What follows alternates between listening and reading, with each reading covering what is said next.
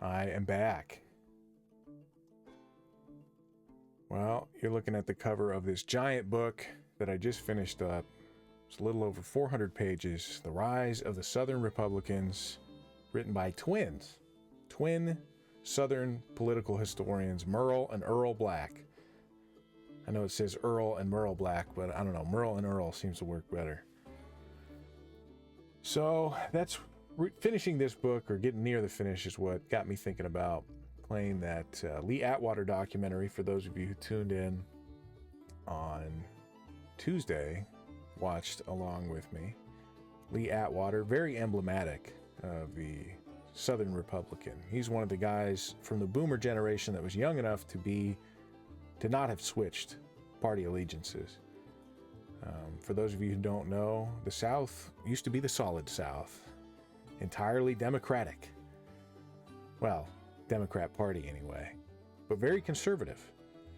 And so I guess maybe the best way to put the de-alignment of Southern moderates and realignment of Southern conservatives into the Republican Party over about a 30-year period is that it was just a unification of both parties, conservatives, together into one conservative party. And you may hear Democrats complain, as they often do endlessly, about how far to the right the Republican Party has moved. It's just so conservative. Well, over about the last 30 years, since party identification has also realigned, the Republican Party actually has become the home of America's conservatives. Whereas before, the Democrats were a truly national party and the Republicans were mostly a regional party, mostly working out of the western states and the Northeast. They finally teamed up.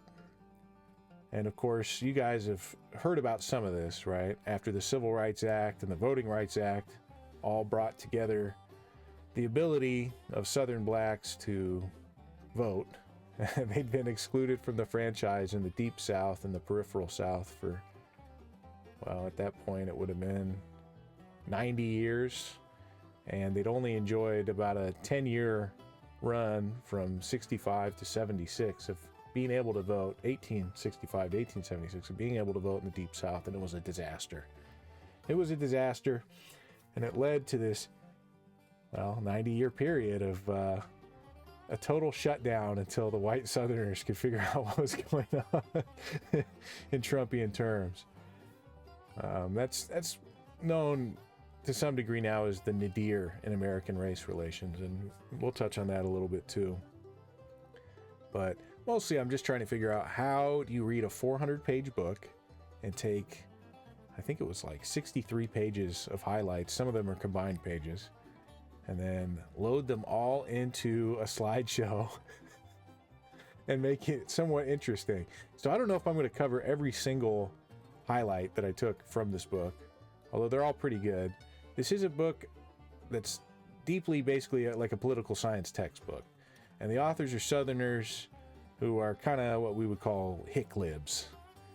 They're Texas guys who got rung through Harvard, and I think one of them at least went through Oxford. So you can imagine they are basically full-blown liberals. They conceal it fairly well, but there's a lot of, racism, racist, white supremacy language like that. It's not as overbearing. This book was written in 2000. It's the second or third, I believe, in a series of 4 books that the Black twins, who are not black or white, have written about Southern politics. And so it's a little dated. We'll see how far we can get through. I guess I'll give you guys the bottom line up front. South used to be entirely Democratic and conservative. And in 1948, when Truman, let's see, I'll jump over to my Chrome tabs here. When Truman began to start pushing civil rights, and Truman, was something of a Southerner himself, I suppose. He was a Missourian, which is kind of on the periphery. And he began to push civil rights in the wake of World War II. And that led to the formation of the Dixiecrats, chief among them Strom Thurmond, who you guys will have, if you tuned in on Tuesday, will have remembered was the patron of a young Lee Atwater, kind of raised him. They do use the term groomed sometimes to talk about this, but that's taken on an entirely different meaning. So I'm going to avoid the modern double entendre of grooming. But you started to have some dissension in the ranks.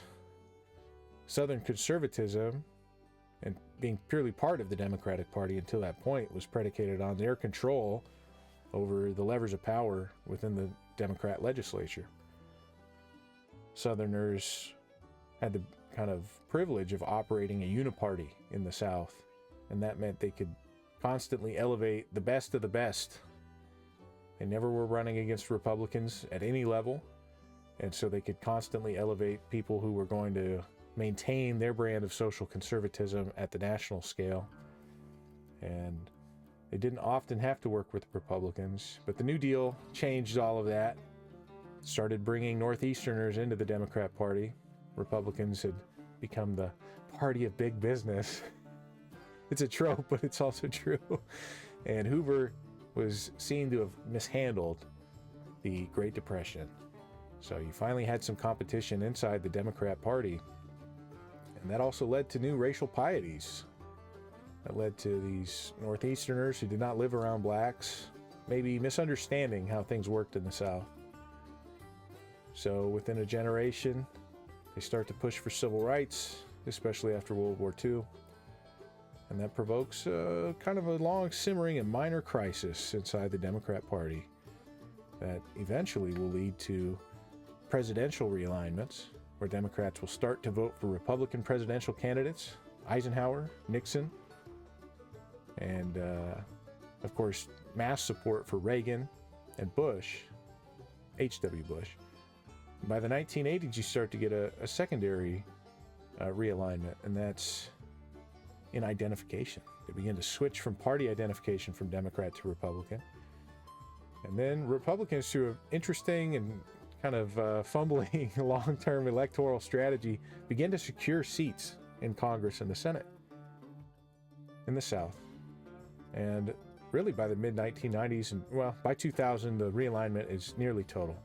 And of course now, the only state in the South with 2 Democrat senators, Georgia, is also the only state in the South with any Democrat senators.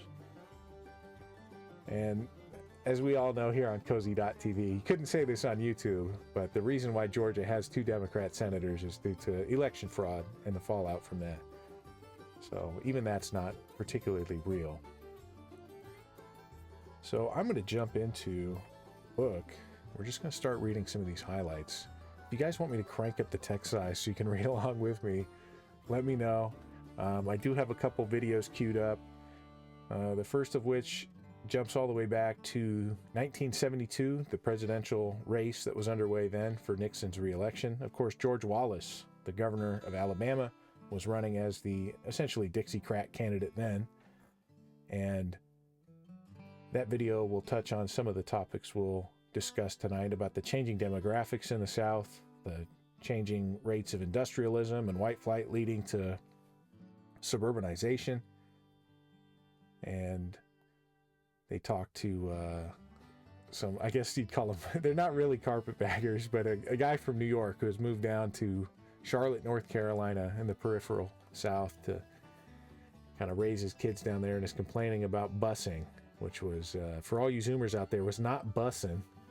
Busing was the Democrat scheme, the liberal scheme to integrate schools by sending white kids to black schools and vice versa on buses. That's where the name busing came from. But that was a huge political hot button issue. Basically led to the formation of most modern private schools, so people could control who their kids went to school with and kind of control the environment in which their children's young minds were shaped. All right, so this is from Rise of the Southern Republicans. Republicans from the South have transformed American politics. The collapse of the solid Democratic South and the emergence of Southern Republicanism, first in presidential politics and later in elections for Congress, have established a new reality for America. two permanently competitive national political parties. Not since Democrats battled Whigs before the Civil War was there such a thoroughly nationalized two-party system. The Democratic Party has always been a national enterprise, commanding durable strength in both South and North. Traditionally, the Republican Party's geographic reach was quite different. A broadly based Northern Party, Republicans maintained active wings in the Northeast, Midwest, West, and border states, but secured only a nominal presence in the South. Apart from a short-lived Reconstruction era, for many generations, Southern Republicanism scarcely deserved the name of party. It wavered somewhat between an esoteric cult on the order of a lodge and a conspiracy for plunder in accord with the accepted customs of our politics. When the Republicans recaptured both houses of Congress in 1994 for the first time since 1952. So, that may be of note to some of you non-wonks out there. A near 42-year dry spell where Republicans were completely held out of ownership of both houses. Now, there's kind of a revolving door lately, but for a very long time, Democrats dominated modern politics at the national level, really from the New Deal onward. The novel feature of Republicans' 1994 breakthrough was its national character. Republicans won majorities of House and Senate seats in both the North and the South, a feat they had not achieved since 1872. All right? So in 1994, they achieved a feat they had not achieved since 1872. And it's important to note that in 1872, that would have been the last time Republicans were able to hold the majority of House and Senate seats in the South, because they had it under total military governorship and control. And this is the Reconstruction era dichotomy of carpetbaggers, who were Northern opportunists, and scalawags, who were Southern collaborationists working together. And of course, the great Northern indignity, or Yankee indignity of the time, was placing black legislators who were Republicans in charge of the South. That led to, by 1876, that led to a national crisis, and would actually come to alter who won the presidency. In 1877, it was given to Hayes over Tilden, based on the agreement that troops would be totally withdrawn from the South. And this, of course, leads to, the era known as Jim Crow, where the Southerners achieve or, retake control over their own politics. In 1950, there were no Republican senators from the South, and only 2 representatives out of 105 in the Southern House delegation. So in 1950, no Republican senators from the South and only 2 reps out of 105 in the Southern House delegation. A half century later, Republicans constituted majorities of the South's congressional delegation, 13 of 22 senators, 71 of 125 representatives. So eventually, the civil rights movement challenged the South's racial status quo and inspired a national political climate in which Southern Democrat senators could no longer kill civil rights legislation. Led by President Johnson of Texas, overwhelming majorities of Northern Democrats and Northern Republicans united to enact the Civil Rights Act of 1864 and the Voting Rights Act of 1965. Landmark federal intervention reformed Southern race relations and helped destabilize the traditional one-party system. In the fullness of time, the Democrat Party's supremacy gave way to genuinely competitive two-party politics. So there's a debate. You guys have heard it and probably took part in it to some degree online about the nature of power. Do we do things bottom up or top down? Here's a good example of why legislation and then the intervention of the courts seems to work to dramatically alter people's behavior. Once things are made legal, you'll hear a lot about the slippery slope fallacy. I don't think it's a fallacy. Just by virtue of federal enforcement, you completely changed basically what was permissible within the culture. When the Republican Party nominated Goldwater, one of the few Northern senators who had opposed the Civil Rights Act, as their presidential candidate in 1964, The party attracted many Southern whites but permanently alienated African American voters. So African American Southern voters was an entirely new concept in starting in 1965 with the VRA. Beginning with the Goldwater versus Johnson campaign, more Southern whites voted Republican than Democratic, a pattern that has recurred in every subsequent presidential election. 2 decades later, in the middle of Reagan's presidency, more Southern whites began to call themselves Republicans than Democrats, a development that has also persisted. The blacks call these the two great white switches, first in presidential voting and then almost a generation later in partisan identification, laid the foundations for highly competitive two-party politics in the South.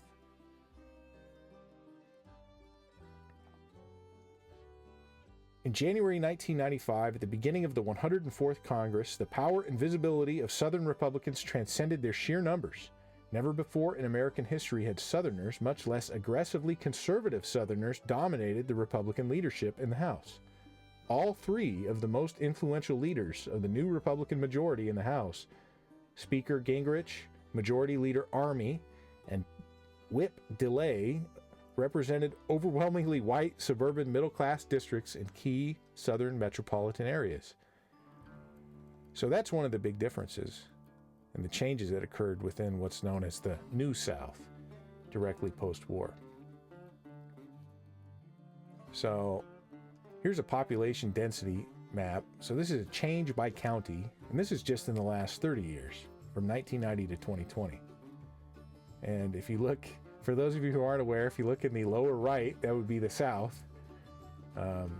Florida in particular, but in Texas, really the only so the blue you see there, dark blue, is negative 10 points, which is a mass outmigration. And you're seeing that in the southeast and rural areas, especially along the Mississippi River. Then the light blue would be no change. But everything else is a dramatic increase. Either 25% increase at the lowest up to nearly 500% increase for the darkest square. So going from that light yellow all the way to a maroon, you have dramatic increases in population from 1990 to 2020. So the South changed dramatically after World War II. And a lot of that also had to do with, in the run-up to World War II, the Great Migrations, where blacks left the South. So by the time the Voting Rights Act took place, a lot of blacks weren't even subject to the voter laws of the South to begin with. 6 million blacks moved out of the South to the Northeast, Midwest, and West between 1910 and 1970. And they call, these two great migrations that took place, the Great Migration and the Second Great Migration, and you can see here this representation of the percentage of blacks living in the South, by 1970 had dropped to 53%. And it only risen slightly since then, and that's kind of I can't remember what they call it, the Great Remigration or something, where blacks are returning to the South in smaller numbers. But everybody else went there too. So did Northern whites. The South, there was kind of a huge economic miracle that had no small part to do with the Democrat control over, Southern Democratic control over choice House and Senate seats and subcommittees where they could apportion and move money around. A lot of military bases were built in the South after World War II, many NASA facilities, many government facilities. And there's this key distinction between the New Deal welfare state and the modern welfare state. So Southern conservatives in the Democrat Party would deliver a lot of pork to their districts in the form of jobs. Imagine that, right? Instead of a handout, instead of free housing and free food or whatever, it was about work. And so by, installing a military base or a massive NASA facility, or as was the case in West Virginia, federal law enforcement, fingerprint centers and training facilities, you create an entire new economic ecosystem around those employment centers. So they don't want welfare, and they didn't want welfare. They wanted industrialization, and they wanted infrastructural improvements like the Tennessee Valley Authority.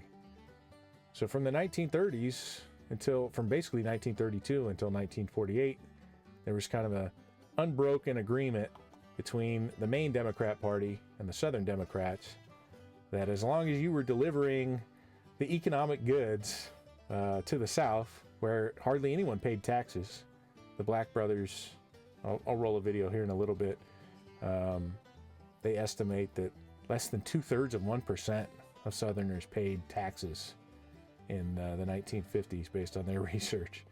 So you can see why the increasing fortunes and what would become known as the New South, as it industrialized, would lead to new forms of tax burdens as people jumped up from the underclass to the middle class. So the economic woes of the Great Depression dampened much New South enthusiasm as investment capital dried up and the rest of the nation began to view the South as an economic failure. World War II would usher in a degree of economic prosperity as efforts to industrialize in support of the war effort were employed. In the southern mountains, the Tennessee Valley Authority built dams, generated employment and electricity that affected numerous residents and manufacturers alike. Other southern industries, such as mining, steel, and shipbuilding, flourished during World War II and set the stage for increased industrialization, urban development, and economic prosperity in southern ports and cities during the second half of the 20th century. In the post-World War II era, American textiles makers and other light industries moved en masse to the South to capitalize on low wages, social conservatism, and anti-union sentiments. So these, I place some emphasis on these because they're very important. And they will come up in some of the video examples that I'll show later. So low wages and anti-union sentiments. Also, really radically anti-tax voter base down there. Once they started making enough money to be taxed, which, as I mentioned, in large part came from the steering of federal dollars to the South by the Southern control over choice committee assignments and key committee assignments in both the House and the Senate, leads to kind of like how the defense sector built California, right? There's a term for that, military Keynesianism, if you guys are familiar with the economic theories of John Maynard Keynes. Light industries would move offshore, but have been replaced to a degree by auto manufacturing. So for those of you who live in the Southeast, you're probably familiar with this kind of irony of foreign manufacturers that the United States supported, whether in South Korea or, say, Germany, once upon a time, maybe through economic intervention in those foreign countries and their economies, now have their own plants in the Southeast to take advantage of right to work and low labor costs.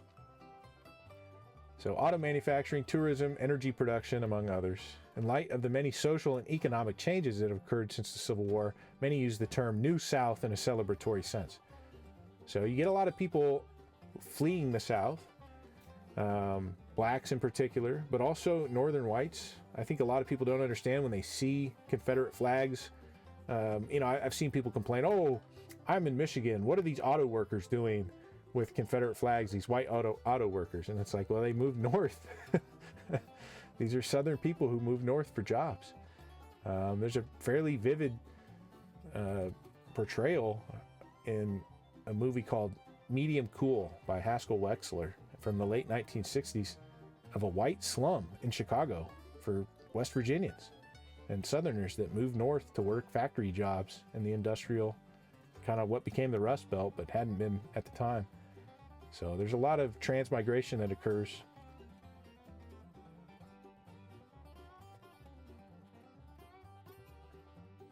From 1860 through 1930, the Republican Party controlled the Senate in 31 of 36 Congresses. In 23 Congresses, almost 2/3, it won national majorities in the House of Representatives. But from 1932 through 1992, Republicans controlled the Senate only 5 and the House in merely 2 of 31 Congresses.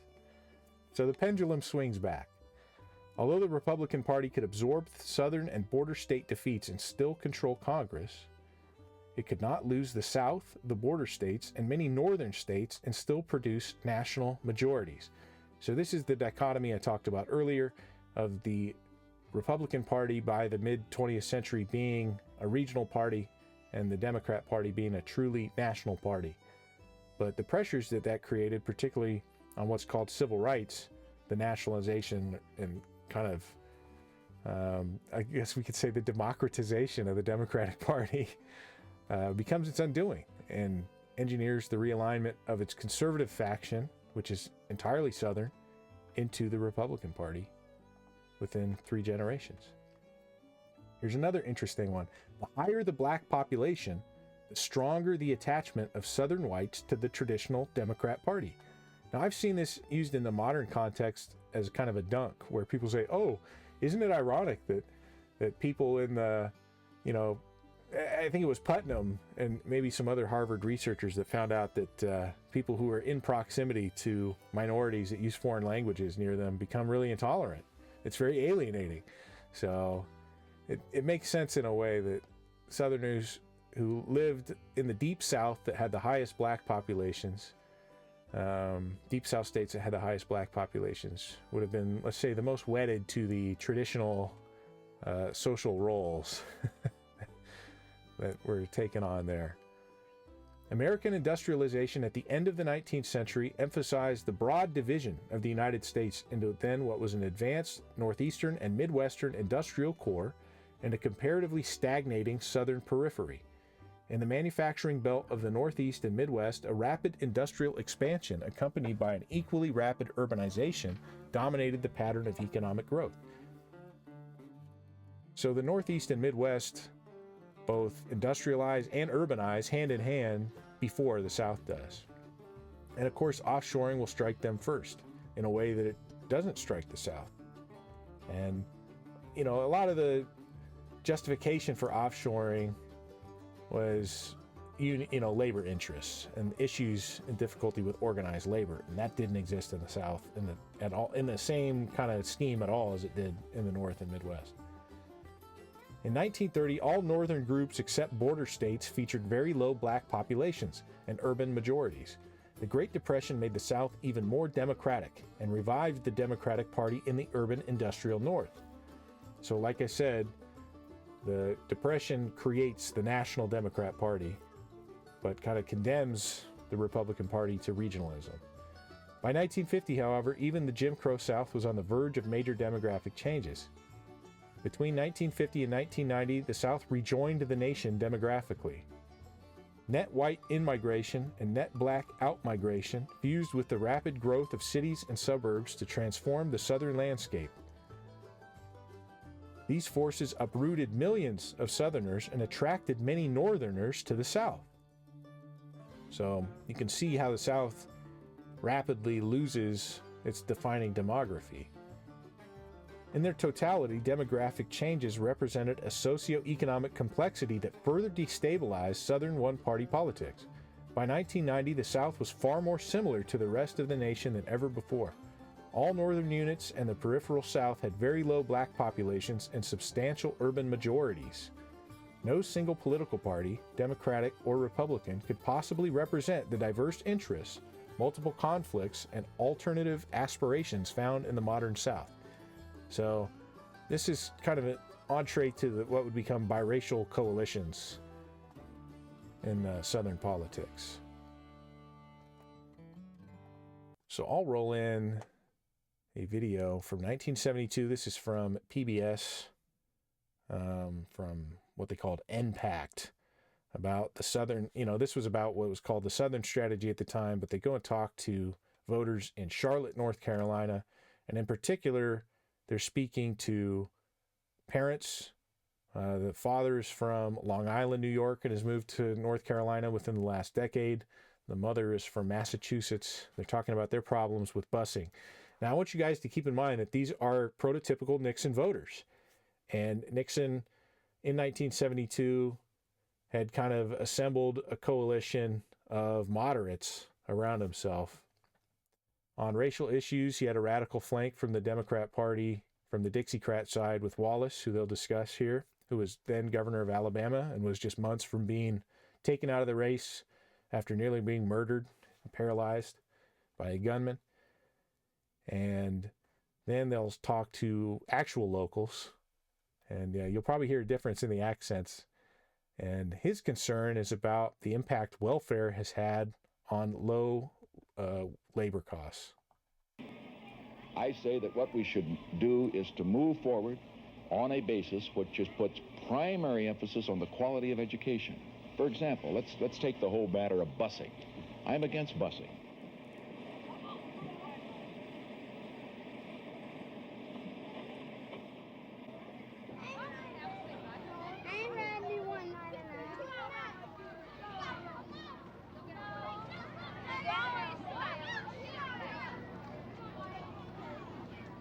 I believe the major issue here in Charlotte is the forced and cross-busing of our school children. I think many people here were very disappointed that the Nixon administration did not take action and participate as strongly in the Supreme Court case affecting us here earlier. But I think at this point that many people feel better late than never, that he tried to do something.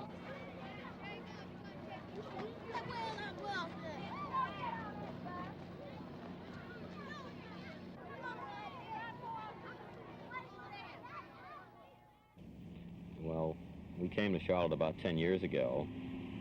I'm originally from Long Island in New York, and my wife Harriet is from Massachusetts. What about the busing? Were you directly affected by the court order to bus for racial purposes? Yes, we had one child who would have had to been bused from his elementary school to a school in the inner city. And what happened? We put him into private school. We wouldn't have him bused for the year. We have 3 elementary schools within less than a 3-mile radius of our home. Our child, under this court order, was forbidden to attend any school nearby. I got into the car one quiet Sunday afternoon and drove directly to the school he was assigned to, and I got 9.2 miles. It's down in a dilapidated industrial area down just off the heart of the city. Rather undesirables hang out in and about the school. The school was relatively new. It was about 3 years old, but the area is run down. What housing is left there, much of it has been condemned. Windows get broken, one thing or another. For example, this particular school had no fence around the playground area, and the playground was elevated 3 feet off the street, and this was dangerous. A child could fall off. There's a fence there now, because when the white students came in, the white parents insisted something be done about it, and it was done. This is wrong, obviously. For the white children come, we got basketball courts and had better times, and they helped you more if you work. And we have more fun. With white children. See, it don't seem right with this plain colored children. You can play with color all the time. When the white students show up, you get all kinds of nice stuff. You want to get around and meet new friends and all that. But I think you can attack these things in a frontal way without transporting kids helter and skelter and all over the countryside, because somebody feels that black and white skins, when rubbed together, make better kindling or something. I understand the philosophy that is spoken every once in a while. That is, that black children were bused past white schools for years and years, and this was unfair. Therefore, as a motive of evening things up, so to speak, or perhaps you might use the word revenge. That's not very kind, perhaps, but now we're going to do the same to you. Well, in my view of the law, 2 wrongs don't make a right. I don't think the issue is black versus white. I think the issue is the background that the children bring into the schools, whether they have books at home, whether they're encouraged to learn, whether they're encouraged to read, whether they're encouraged to continue their education at home. This is what makes the real difference. And sure, there's a fear in many middle-class people's minds that their children's education is going to be retarded or held back. I think many people in Charlotte feel that for the last 2 years, with the upheavals and the tension and the difficulties of this situation, that the normal educational process has not progressed the way it should. We were very disappointed that we think this community got short shrift when the case went to the Supreme Court, that the government did not step in and carry the arguments they should have. At least they're trying now to a degree, not perhaps in all respects the way we'd like them to. But if I think about what Senator Muskie, for example, said after the Florida primary, how could I vote for a man who, simply because he's come out poorly in the results, castigates the voters and says that only their basest motives were involved? Doesn't he trust the American people to vote the way they feel? Is this unrealistic or unfair for people to vote in a way that they think is right? I resent a comment like that, and I couldn't possibly vote for a man who made a statement like that. Senator Humphrey, he doesn't know what he stands for. He says busing is rather bad in one day, and the next day he says, well, maybe it's not so bad, maybe it's really necessary. It seems to me it depends what side of a state line he happens to be standing on. George Wallace, he's pricking at what the real issues in this country are. But he's got a terrible background, and he's got a background that most people of a moderate view find very uncomfortable with. So then I can just go down the line. I don't know of a Democrat that I could get very enthusiastic about. So when all is said and done, you're for? I'm going to have to vote for Nixon as things are right now, because he's the only hope is in my mind, of it grappling with some of the things that we feel strongly about. The eternal normie, just scared of literally everything. Scared of having his kids go to school with blacks, but can't say it. Scared to vote for the only candidate that would, at least do anything about it, Wallace. So he's just going to have to vote for Nixon. Scared to vote for Democrats because he knows they don't represent him. But remember, in national politics, you have to earn these people's votes. So, that was a lot of, for you guys who watched the Lee Atwater documentary on Tuesday, that's why he talked about, particularizing an opponent, kind of creating views for them in the public imagination to knock them out. And that type of campaigning was not foreign to Southerners. That is a Southern style political campaign. And that's another thing they brought with them into the Republican Party, is to win at all costs. It's, nothing personal. It's just business type mentality to campaigning. But out of frustration, perhaps, with having to deal with people who don't even understand how to make proper decisions, right? Like that gentleman we just saw. So Nixon would go on to win in 72, but of course the strategies he used against McGovern would come back to unseat him in the Watergate scandal. Now, that strategy of talking up busing and all this other stuff, Atwater in 1981 had mentioned that in an interview that's roundly used against him, but he was just being honest. For those of you who watched the documentary, Atwater was the consummate political animal, didn't really have any beliefs or convictions. He just wanted to win. He wanted to win campaigns. So, and they knew that by 1972, you couldn't campaign on the same things you could campaign on in 1960. The public had changed. And you see guys like that was just interviewed, how media and probably a college education just soak into your background and into like your latent mind and turn you into a normie or an NPC. There was a lot of pressure exerted on people by the media when you'd go home and there were 3 channels that you could watch. So fortunately, that doesn't seem to exist at the same rate anymore. And that's probably why we're seeing, such a continued rightward shift in the polity. And make no mistake, this is something very new. Today you saw what could become a landmark Second Amendment decision come down. It was rare, even into the 1990s, in southern states for people to be allowed to carry firearms in public. You didn't gain the ability to do that in Texas until the 1990s, I believe, to carry concealed firearm. So things keep moving rightward. You might look at the past with rose-tinted glasses and think that based on certain social mores that it was different, but that doesn't necessarily mean it was more right-wing in its totality. So we're in a different era. So Republicans began to realign Southern conservatives during presidential elections.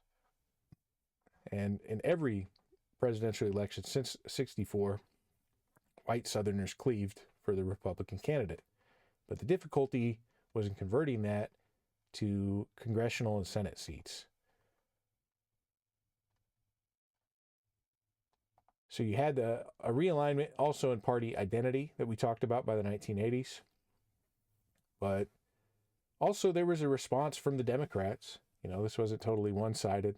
As they began to lose their conservative, the conservative portion of their party, they began to, at the same time, gain the black vote in the South. And they did that through working on kind of biracial imperatives.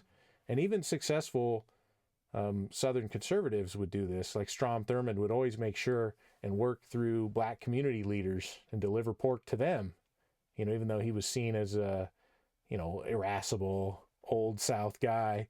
And eventually, really all of the Southern conservatives who remained in the Democrat Party into the 1980s, and even the ones like Thurmond that switched parties, would vote for extensions, in favor of extensions on the Voting Rights Act. So they would all basically renounce the positions they held just 20 years before by the 1980s, all except for Helms. Although Helms didn't gain elected office until 1972 and was always a Republican. But, you know, these are politicians. They want to win elections.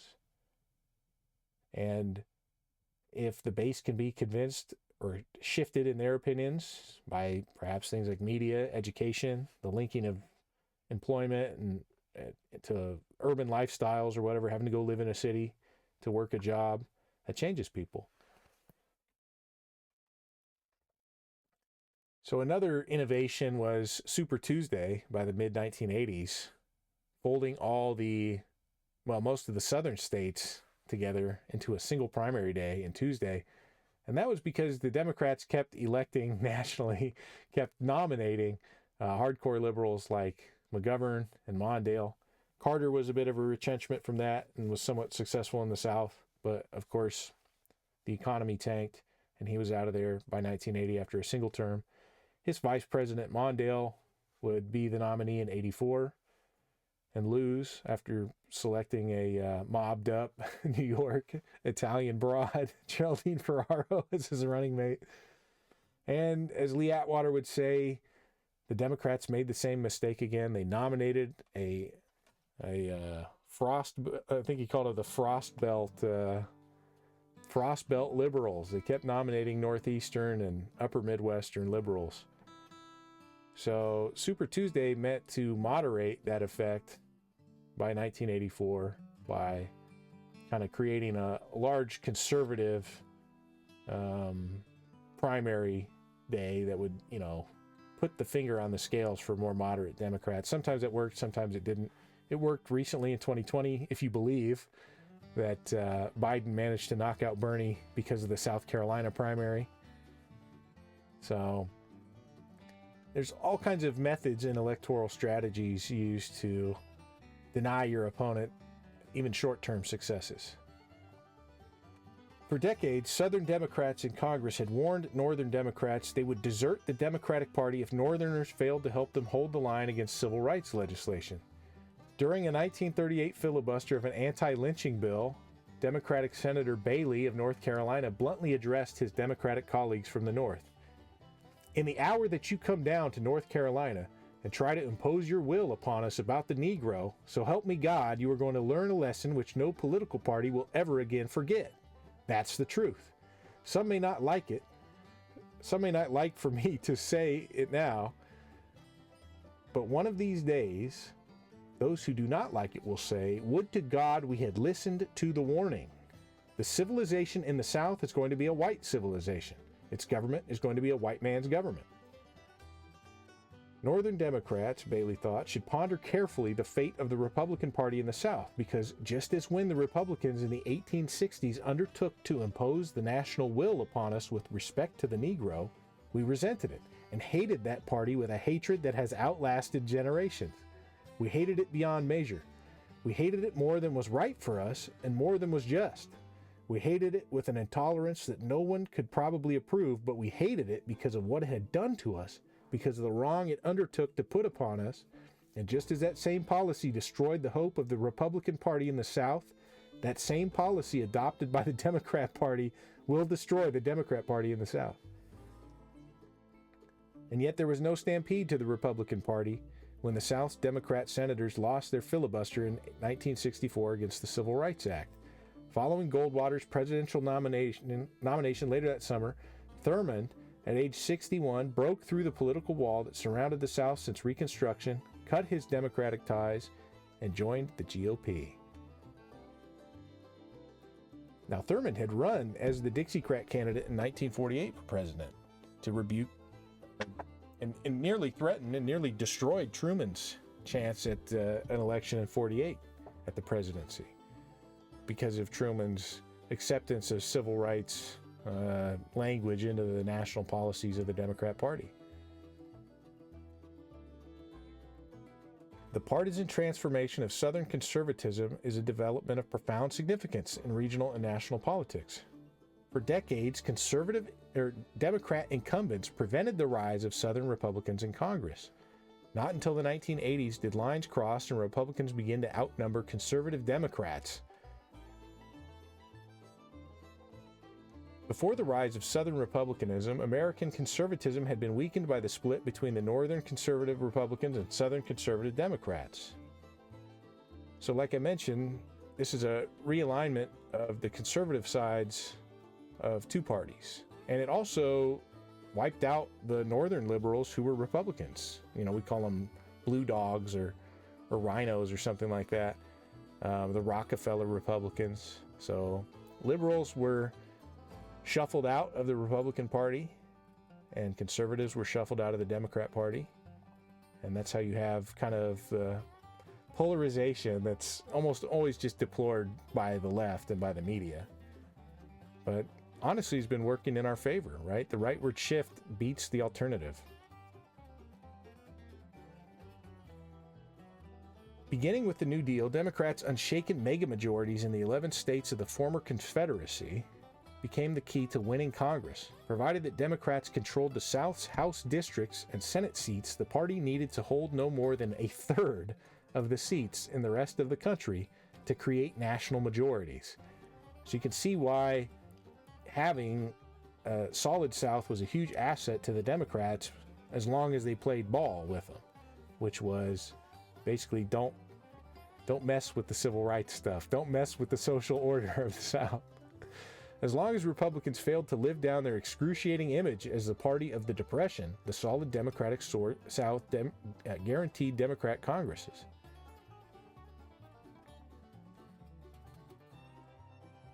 The egregious Ellison Cotton Ed Smith of South Carolina defiantly refused to be party to the recognition of the 14th and 15th Amendments. As a senator, his guiding precepts were agrarianism and white supremacy. Cotton is king and white is supreme was Cotton Ed Smith's constant campaign slogan. He was reelected 5 times to the Senate from South Carolina by 1936. At the 1936 Democrat National Convention in Philadelphia, he was flabbergasted to discover a black minister delivering the invocation. "By God, he's as black as melted midnight," Smith loudly exclaimed, and without waiting for the prayer to end, immediately left his seat and departed the convention. So there were warning signs, I suppose. The writing was on the wall for Cotton Ed. Senator Pitchfork Tillman of South Carolina took to the floor of the Senate 2 generations earlier in 1907 to memorialize the tactics he and other Democrats had devised to eradicate the Negro rule impressed upon them by Republicans during Reconstruction. In 1876, he recalled, "we felt the very foundations of our civilization crumbling beneath our feet. that we were sure to be engulfed by the black flood of barbarians who were surrounding us and who had been put over us by the army under the Reconstruction Acts. Deliverance from this outrageous and utterly intolerable state of affairs, an arrangement Tillman asserted had never been the lot of white men at any time in the history of the world to endure, finally arrived in the shape of the revived Democrat Party. We organized the Democratic Party with one plank, and only one plank, that this is a white man's country and white men must govern it. Under that banner, we went to battle. It was a fight between barbarism and civilization, between the African and the Caucasian for mastery. It was then that we shot them. It was then that we killed them. It was then that we stuffed ballot boxes. After the troops came and told us you must stop this rioting, we had decided to take the government away from men so debased as were the Negro. We saw the evil of giving the ballot to creatures of this kind and saying that one vote shall count regardless of the man behind the vote and whether that vote would kill mine. So we thought we would let you see that it took something else besides having the shape of a man to make a man. So yeah, they were serious about reasserting their mode of government over the territory that they controlled.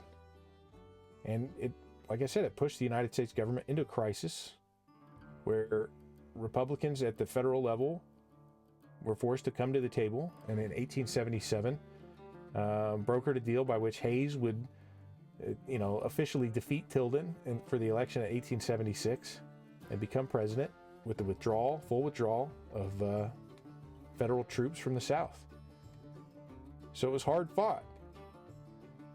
But I guess in a sense, by getting into bed with the New Dealers, who would then, the agreement was from the 1930s on to funnel money and development to the South, it wasn't free, was it? There's no such thing as a free lunch. And there was no such thing as free development, free industrialization, free military bases, free jobs.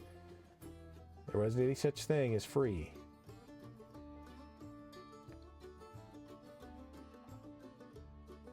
Once firmly established, the Southern Democrat juggernaut was self-perpetuating and operated to permanently discourage serious and even token Republican competition.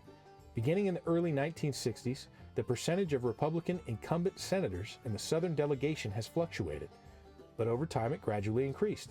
Only as the 20th century drew to a close were Southern Republicans finally converting incumbency to their advantage. So you guys probably know about this, but the incumbency advantage is huge in politics. If you can secure office, you get to use all the benefits of that office to run your campaign, first of all, but it makes it very difficult for an incumbent to break in. So what Republicans finally hit upon after 30-something years, and this shows the influence of professional electioneers and political scientists by the 1980s, was this combination, like I mentioned earlier, of presidential realignments, so where they won landslide elections within congressional districts in the South for Republican presidential candidates, since that came first. Then they would establish incumbency by contesting open seats.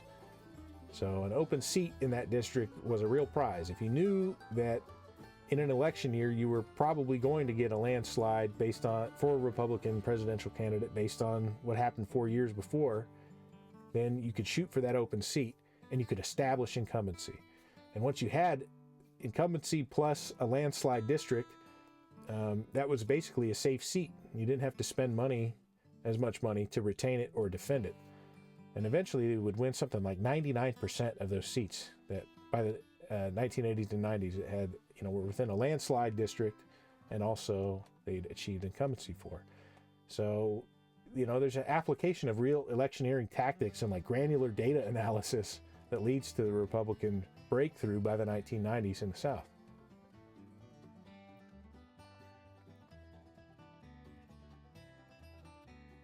Yeah. When a vacancy occurred, usually a sizable pool of young and ambitious Southern Democrats eagerly competed to become the next senator or representative. So like I mentioned, having a uniparty in Southern states all the way down to the local and like state level elections meant that they had a deep bench on which to draw from, where Republicans who weren't even contesting until like the 1960s, weren't even attempting to contest these seats, had to come in and scrap for an open seat out of nowhere. And in fact, it wasn't until John Tower in 1960, after LBJ had changed the laws to ensure that he could run both for Senate and Vice President at the same time. It wasn't until 1960 that a Republican won a Senate seat, even in the peripheral South there in Texas. And John Tower would go on to become Robert Maxwell's man in Washington, D.C. after he left the Senate in 1984. Robert Maxwell was born Hyman Hawk and was the father of Ghislaine Maxwell. That's how you pronounce Gihislaine. Ghislaine, of course, was Jeffrey Epstein's madam, and is fully plugged in with the Epstein network. And when Robert Maxwell, who had been a member of Parliament, was a prominent publisher in Britain, he would host parties in Washington, D.C. on his big yacht. And, of course, his man in D.C., John Tower, would be there. Now, John Tower was supposed to be George H.W. Bush's Secretary of Defense, but was shot down. He got nuked. That was partially due to his salacious foreign ties, like the one I mentioned. And also, I think Paul Weyrich from Heritage killed him. So yeah, just a little aside about the first Republican to be elected to the Senate in the South. And before he was elected to the Senate in 1960 and would go on to have his sordid D.C. swamp career, John Tower was just a simple, humble political science professor in Texas.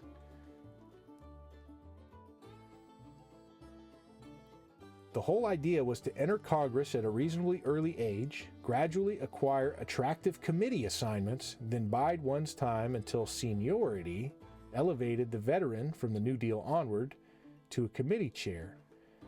With seniority frequently came the power to truly look after a district or state, power that filtered back home and discouraged serious challenges in Democratic primaries as well as Republican competition in general elections. Georgia Senator Talmadge once explained the realities of power. "Let me tell you," Talmadge asserted, "you don't gain influence in the United States because you work hard or because you're intelligent. You gain it for one reason, and one reason alone. You stay there long enough to get chairmanships of committees and subcommittees." Then Talmadge connected the political dots. That's the only way you get your hands on the levers of power. Skilled Southern Democrats in Congress could make incumbency work wonders. The veterans could pursue the vital interests of their districts, states, and the entire region. Patience and good health became the keys to long-term influence via the committee system. Ability and a willingness to go along were also needed to climb the Democratic leadership ladder. For decades, the South was represented in Washington by experienced professional politicians whose careers were devoted to exercising political influence in the central representative institutions of American government. From 1891 to 1961, a Southerner usually led the Democratic Party in the House. During these 7 decades, the South supplied 10 of the 12 men who acted either as Speaker or Minority Leader. So you want chairmanships of committees and subcommittees. Now, when we talk about deep politics, this starts to qualify. I think to most normies who watch cable news and think they have some understanding of the political process just because they can name more reps and senators than their neighbors. But do you know where the levers of power are? So that's an important qualification. Being able to basically apportion federal funding makes you a powerful person. But you have to have seniority to start to gain chairmanships and committees and subcommittees that are vital. So you got to be there long enough to do it. Many of the chairmen and senior members of the most consequential House and Senate committees were also Southern Democrats. Their leadership roles were acquired and protected by seniority rules. They strongly benefited members of the majority party with safe seats. Southern Democrats stacked themselves on committees that might help them service their states and districts, as well as generate influence within their institutions.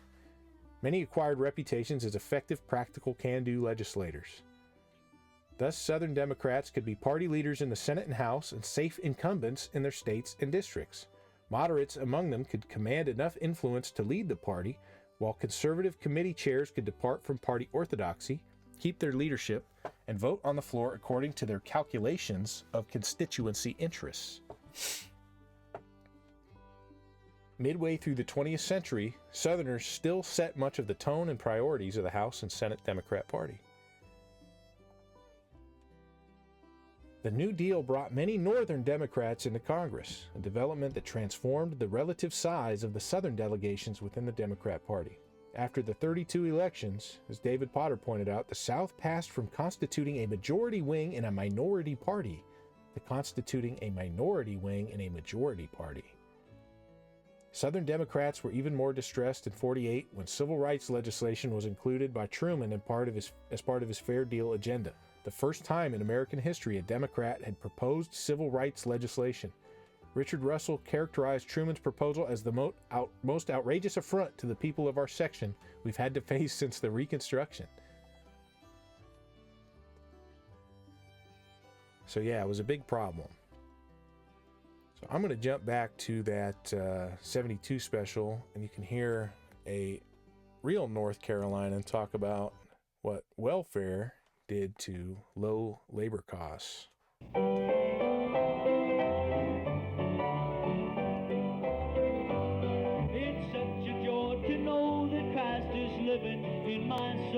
On Sunday morning, I doubt to say that you could find very many people right around here other than in church. Someday, thank God, I know that I will reach heaven's goal. What a wonderful way to live, to walk the Christian way. What a wonderful way to live, to walk the Christian way. Gospel singing in our part of the country is the gospel within itself. It's just like a man preaching. And the Hart family is our favorite gospel singers. In fact, they belong to the church that I go to. What a wonderful way to live, to walk the Christian way. What a wonderful I think most of the people around here would go for Wallace. I'd say 75–80% of them. way to live, to walk the Christian way. Let's talk for a minute about the people around Greene County here. What kind of people are they? How do they make their living? Well, most of them right now are farmers. But for the last few years, they have gone factory a lot more so than they have been for the last 20 years. For the last 10 years, I'd say half of the population, almost half of the population, has gone to factories for the lack of prices in labor and in the prices in your product that you raise, things like that. What kind of farmers are they? Tobacco, cotton, and corn, which we had to go all the way out of cotton because it was so cheap and labor was so high. We had to just let cotton go. Where do you get your labor for harvesting? Well, it's migrated labor out of Mississippi mostly. Personally, I use Mississippi hands because right in this section, they haul them in on buses. You have to have a little house. They really have certain requirements. Your health board and so forth and so on. You have to have it screened. You got to have a stove, so forth and so on for them to cook. Well, this is hard for me to understand that, seeing as how you have to do all of that, why don't you just use your labor from around here? Surely you have plenty of possible agricultural labor right here in North Carolina. Well, you've got it. That's where you get back to You've your got health. it, but you can't use it. But there's plenty of people just as strong as the ones I use out of Mississippi, just as able to work as them out of Mississippi. But he's drawing a welfare check or some check of some kind, Social Security, and you can't hire him. In other words, he's making more money sitting on his doorsteps, on his porch, or somewhere fishing than he can make with me, so why work? You see what I mean?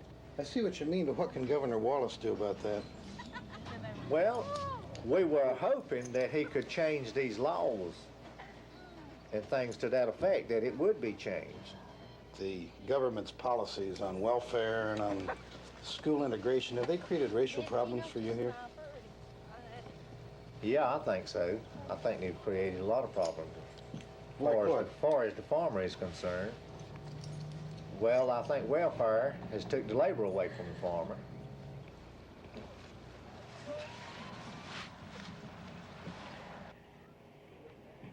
If a guy has been down, Oh, there you go. Low wages mean that he was looking somewhere else for his labor, right? And he said everybody wants to go work factory labor now in North Carolina, and the ones that don't have welfare. So, he's bringing in migratory labor from Mississippi, which is pretty far away from North Carolina, as you can see. For those of you who are not globe heads. But because of the rising standards of living in the peripheral South in North Carolina, which, as you can see, is not too far south of the Mason-Dixon line there between Maryland and Virginia, his options for traditional farm labor had dried up. Anybody who could do it and who was down on their luck was just going to be on some kind of welfare program. So hiring migratory labor from Mississippi, that was the move. But you probably noticed a little bit of a difference in the accent between the native North Carolinian and the guy from Long Island that moved down, who was very wishy-washy on matters and issues of race. So that's a pretty good illustration of the difference between a George Wallace voter and the native North Carolinian, who's being basically displaced from his traditional mode of making a living, low labor costs, migrant workers, versus the guy who came down to sell houses, he's upset that Wallace is too radical, but somebody's got to do something about this busing, so I'm going to vote Nixon. So he also started to get this effect with the baby boomers of the new South, where it became kind of countercultural and almost a way of stepping up out of their lower class background or something to call themselves a Republican. So this is from Tennessee. These are your new Republicans, a Nashville lawyer told David Halberstam. Their daddies were all Democrats, but the TVA, the Tennessee Valley Authority, which brought federal jobs and federal money into the South in the 1930s and electrified rural parts of the South. The TVA brought in some jobs, and we have prosperity here. White-collar people, gone Republican. We call them $10,000 a year millionaires. It's socially very respectable for young people here to call themselves Republicans, a sign of breaking from the past, of a new cultural independence. In fact, he emphasized, to be upwardly mobile down here now, you call yourself a Republican. And here's an interesting story from Mississippi about Thad Cochran. The sole Republican success story in a Deep South open seat election in the 1960s and 70s. So the only Republican success story in a Deep South open seat election in the 60s and 70s. His immediate challenge was to convert an accidental victory into a secure seat.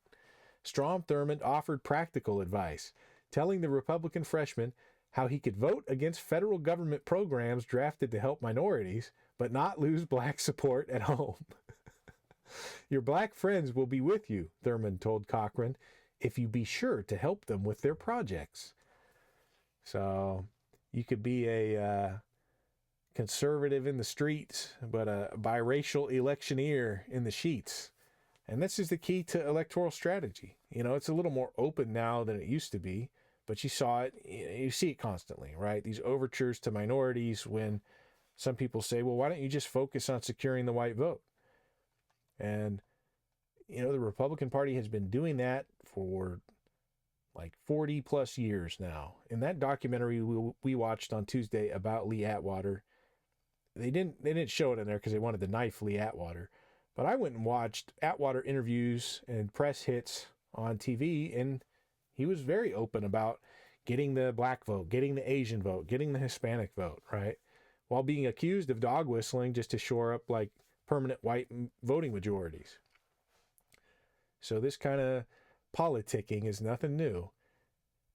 And it also explains how you could have former segregationists achieve biracial election outcomes in the slowly dissolving Democratic South, the not so solid South, through the 60s, 70s, and 80s, without them having to jump ship to the Republican Party, or without being in danger of having their seat taken by a Republican who was just as conservative, if not more conservative, than they were, because they changed their tune. Cochran's activities amounted to a textbook example of how to expand a re-election constituency.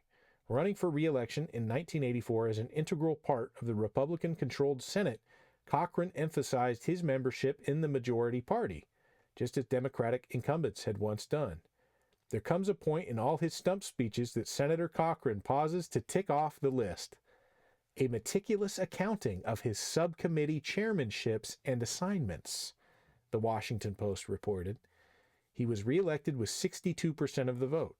Although he only won 12% of the black vote, he received 82% of the white vote. Southern-style politics, right? Subcommittee chairmanships and assignments. He's letting them know what he can do for them, and that he's going to be steering pork their way. He's going to be steering the Yankee dollars or whatever down south. Now, of course, as the South industrializes and, you know, the creation of the new Southern middle class arrives with these jobs, then, you know, it's no longer steering just Yankee dollars down there. It's also what they've put into the kitty too. So that's where, as I mentioned at the beginning of the stream, low tax imperatives come about. No one wants to get taxed aggressively for the first time. That's when they all get mugged by reality, right? It's I don't know. You hear like the establishment cons make jokes about that. Oh, I became anti-tax the first time I saw a withholding on my pay stub. But I guess it's true to some extent. But it's also political messaging.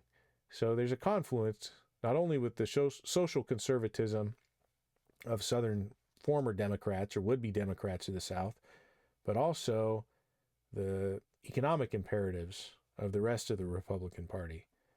But all that was left was to try and unify them and bring them on board.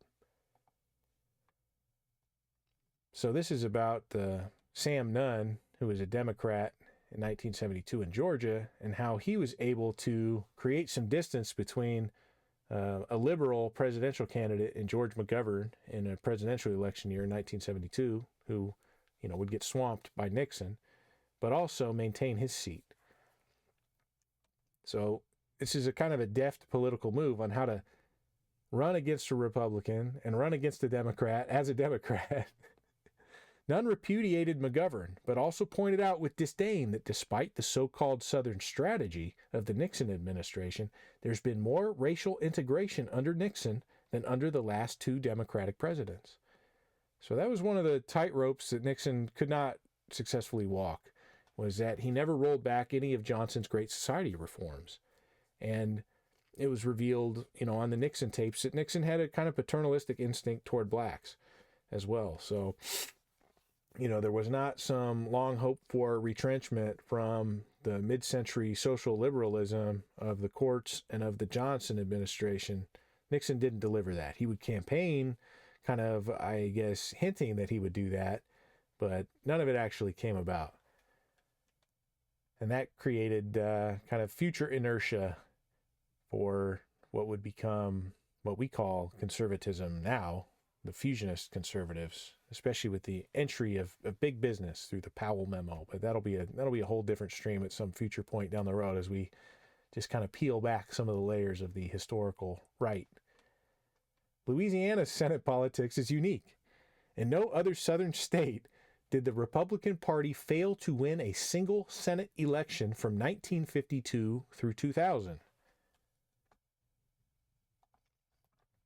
In the 1980s, despite Ronald Reagan's successful presidency and a growing Republican electorate, Republican campaigners were frequently constrained by a fundamentally different obstacle: the replacement of segregationist and generally conservative Democrats by a new generation of non-segregationist and typically more moderate Democratic politicians skilled at constructing biracial coalitions. And in the Democrat sense, you saw those numbers like from Thad Cochran's race, where he's getting 86% of Mississippi whites white men vote for him and 12% of blacks vote for him. So flip that, right?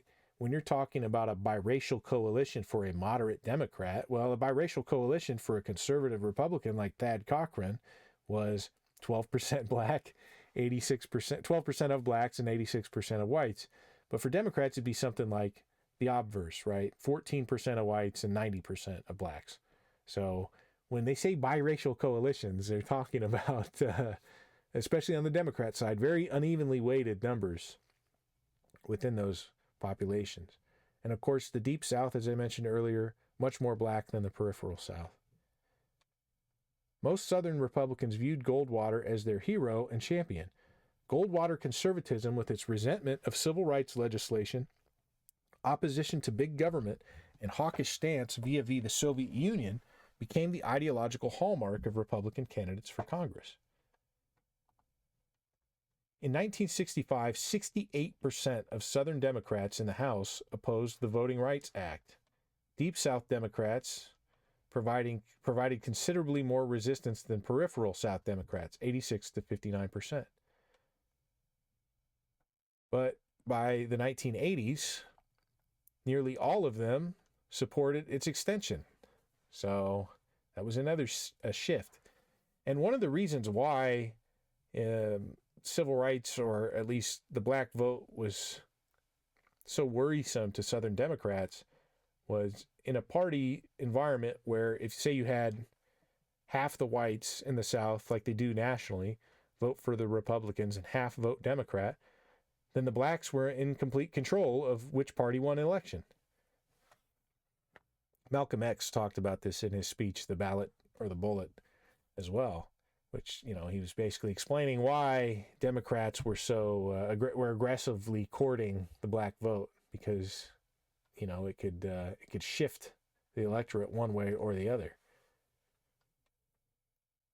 Before the 1964 presidential election, the Republican Party had not carried any Deep South state for 88 years. But shortly after the Civil Rights Act passed, hundreds of Deep South counties gave Barry Goldwater landslide majorities. More loyalist Democrats were defeated in primaries than general elections, so that made it really hard for Republicans to break in as well. To a greater degree than occurred in the peripheral South, the dominant stream of Deep South protest against the National Democrat Party took place in the primaries rather than the general elections.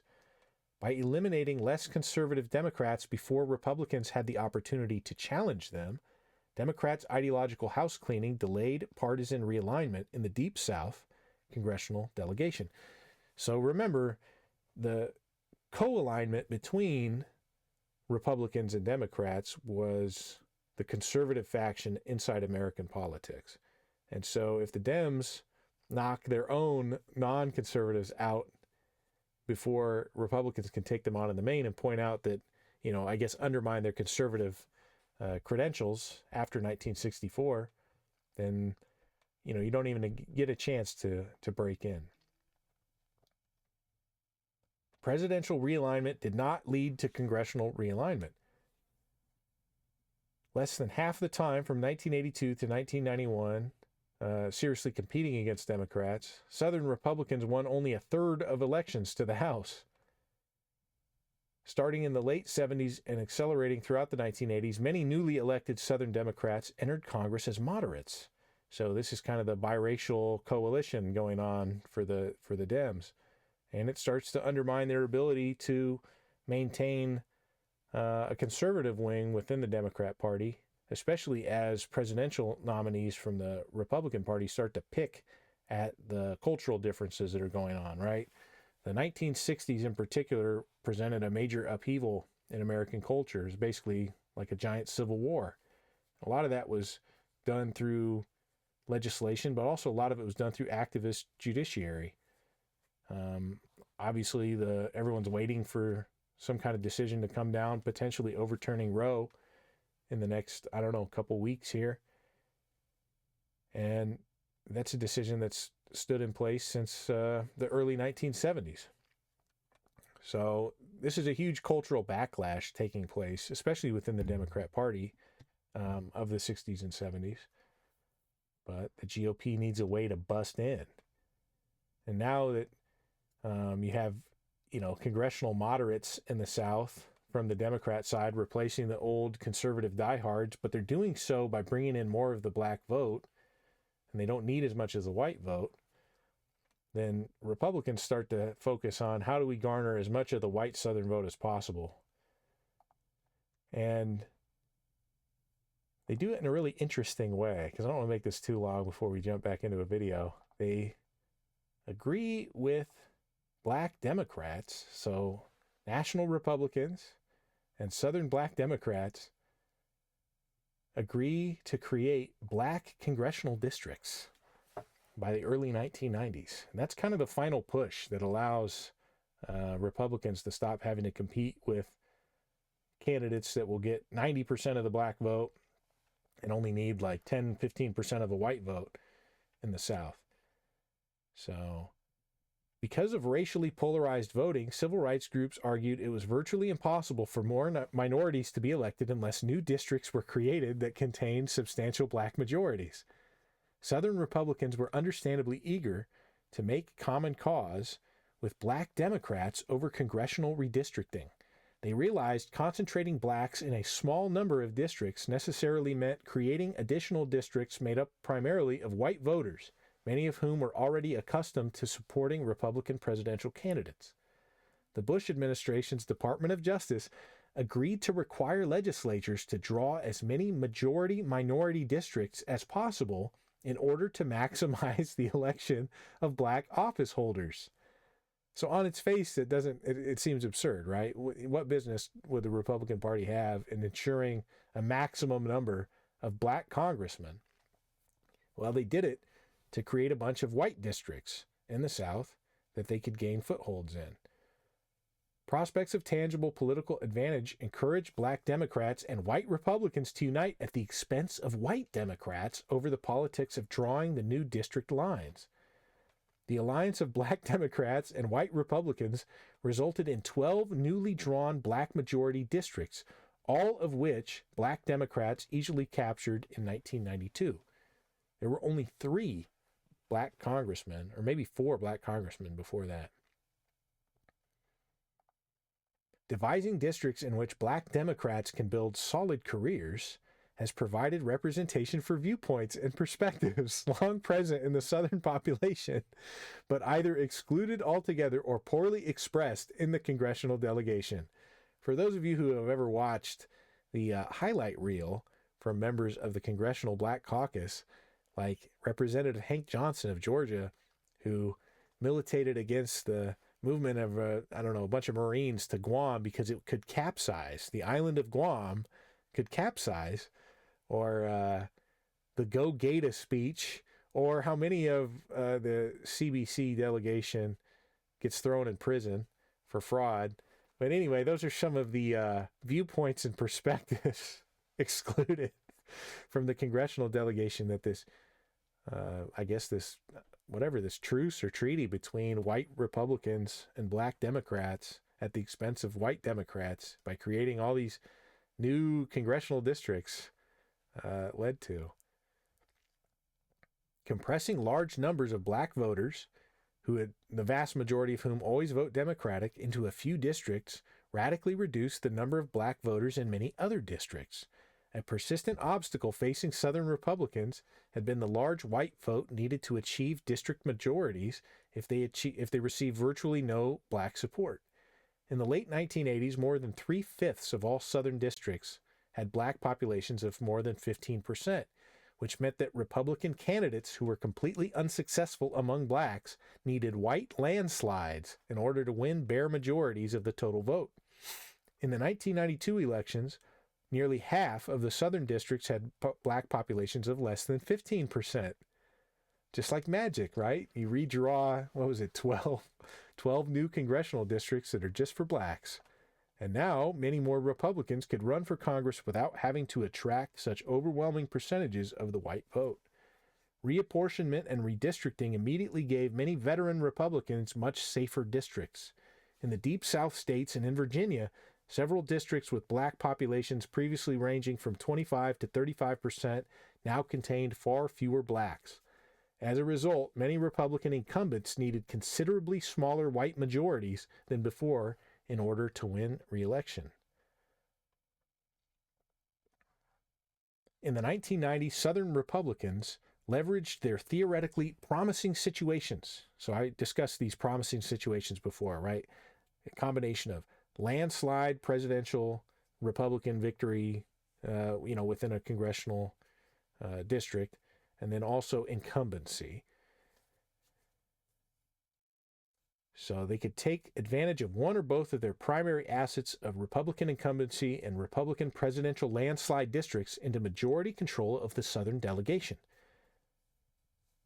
During the 1992 to 1998 period, almost half of the Southern elections represented promising situations for the Republicans.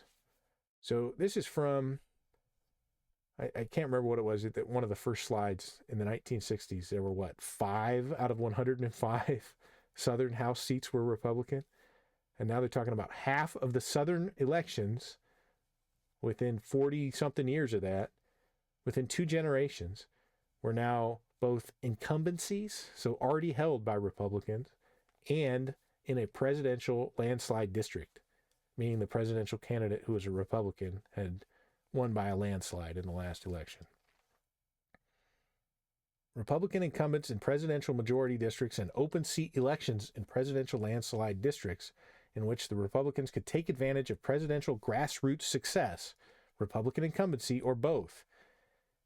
They won 97% of those districts.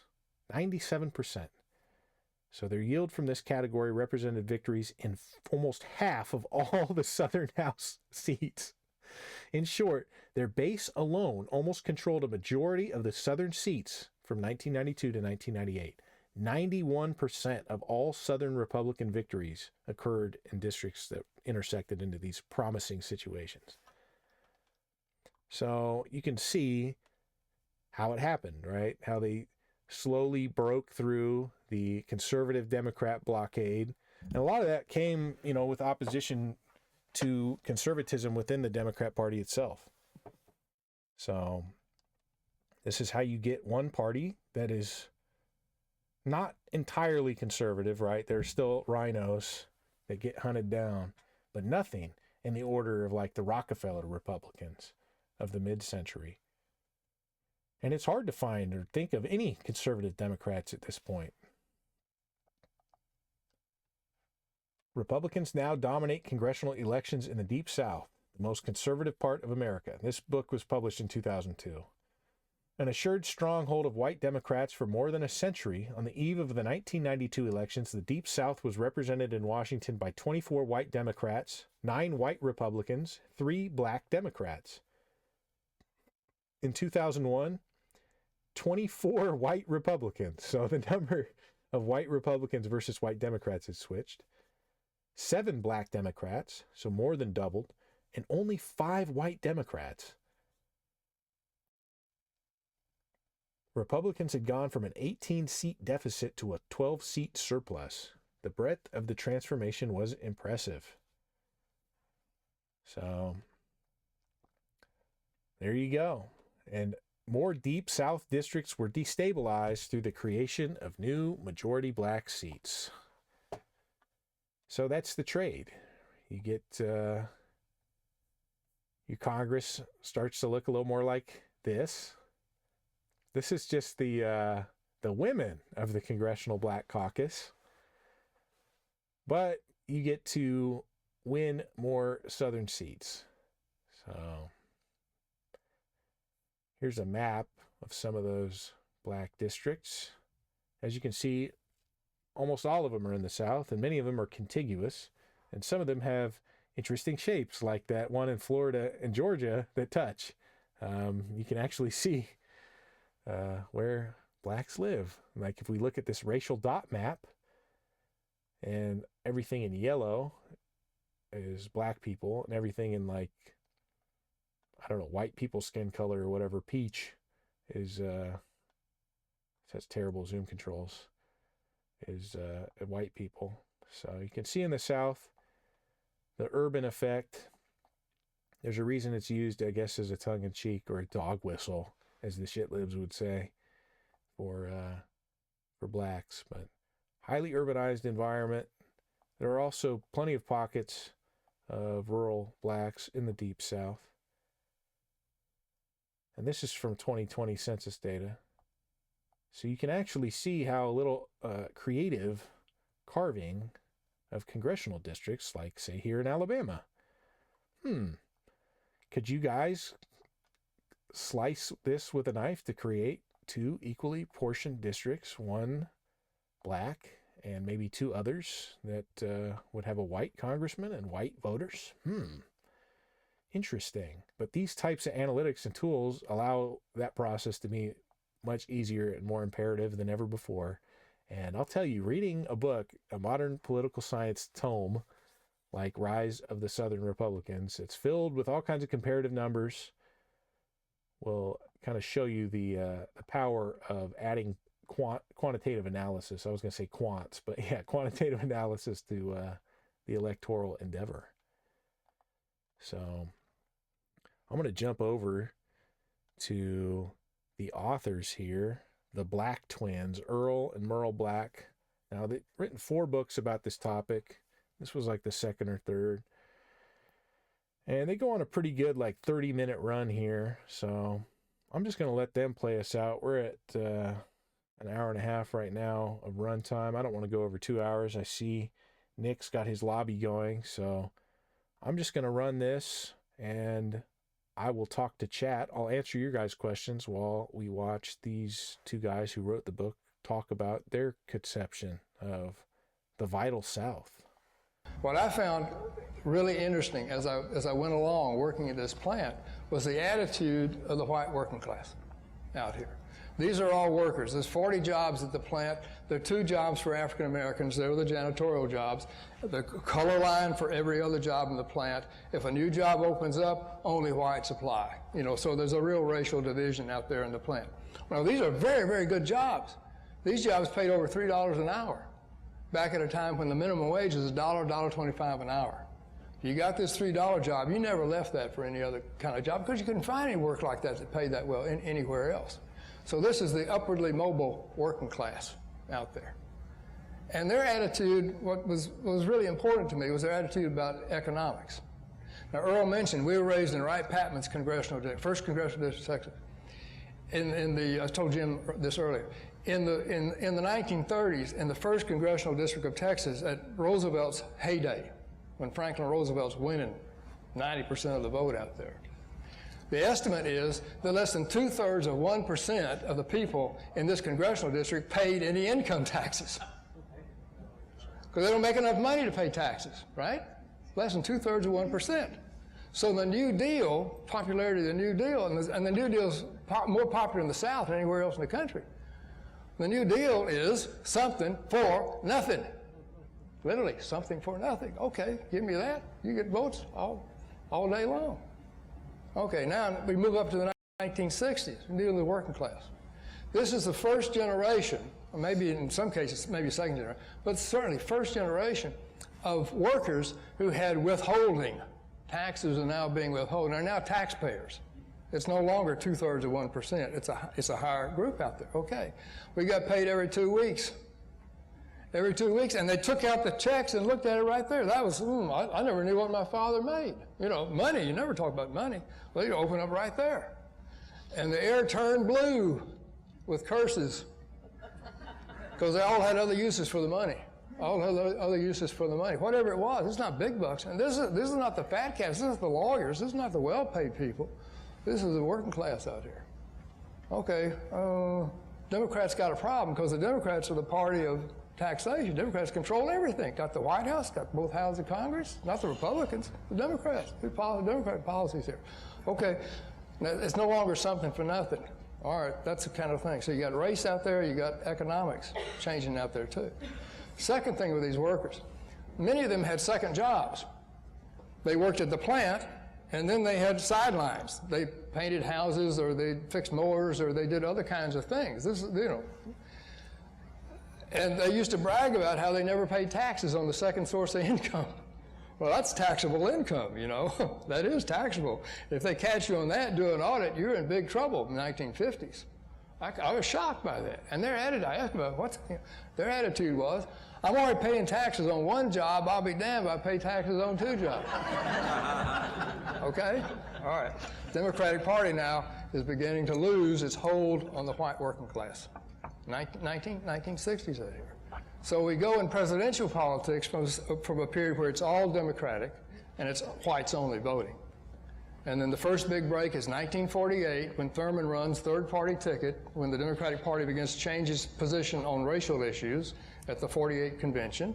States' rights revolt, Dixiecrats are out there, take votes away from the Democrats but don't increase anything for the Republicans. Republicans are still nothing in the South. 1952, when Eisenhower runs, the Democrats in presidential politics by 52 have now won 5 presidential elections in a row. Never done that before in American history, 5 in a row. Republicans had a Lincoln strategy. You went on northern votes alone. That worked until the Great Depression. Now they can't figure out, so the Republicans have to look at the South. Eisenhower is the first candidate who campaigns in the South. And he wins Texas and Florida and Tennessee and Virginia. Came close in Louisiana, came close in South Carolina. So now the Republicans are aiming at the South, a split South out here. And that's where it really kind of begins. 1960, Jack Kennedy picks Lyndon Johnson on the ticket because he knows he needs Texas. Kennedy's done the math. He knows the Electoral College votes. He knows he's going to win some, he's going to lose some. He really needs Texas. Johnson is on the ticket there to carry Texas. Pretty close contest in Texas in 1960, but Democrats win. And then the assassination. And then in 64, Johnson is now in possession, running on a ticket of I'm for everything and against mighty few, the Great Society, against Barry Goldwater, who's for nothing and against almost everything, you know. So Goldwater wins his home state of Arizona and he wins the Deep South states and nothing else, right? But then by 1968, you got the Vietnam War, you get the war up there. Johnson becomes so unpopular, he hops out, he doesn't run. And then Texas goes narrowly Democratic in 68, I think by 1 percentage point out there. So now we're seeing across the South, the 1960s, this time of transition within the South.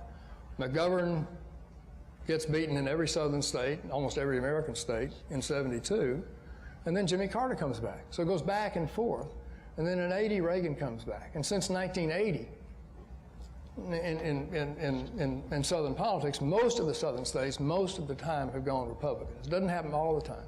But we had this huge transition in American politics where the South, the largest region in the United States, more electoral votes in the South than any other region of the country. When the Democrats had the southern states, they didn't have to win a majority of electoral votes outside the South. They only had to win about a third because they got the South plus a third. That gives you 50% of the total. Now, when the South shifts, those numbers really change. And so now we have very, very competitive national politics right now.